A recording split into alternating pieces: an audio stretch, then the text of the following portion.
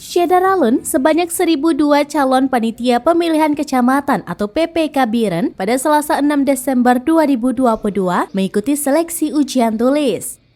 Ujian hari pertama diikuti 502 peserta dan hari kedua sebanyak 500 pelamar. Pelaksanaan ujian tulis berlangsung di ruang laboratorium komputer Universitas Al-Muslim atau Muslim Pesangan Biren. Para peserta yang berjumlah 1.002 orang memperebutkan kota atau formasi sebanyak 85 orang tersebar di 17 kecamatan. Pelaksanaan ujian berlangsung 5 sesi, mulai dari pukul 8 waktu Indonesia bagian Barat hingga pukul 20 waktu Indonesia bagian Barat. Setiap sesi diikuti sebanyak 100 peserta pada 3 ruangan laboratorium.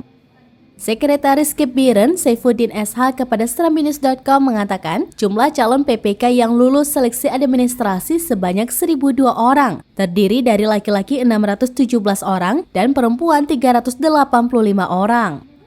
Ujian dilaksanakan secara sistem CAT dibantu teknisi dari Muslim Pesangan Biren. Hasil seleksi ujian tulis akan diumumkan pada 10 Desember mendatang. Setelah itu memasuki tahap tanggapan dan masukan dari masyarakat terhadap calon PPK. Selanjutnya ujian wawancara bagi yang lulus seleksi ujian tulis.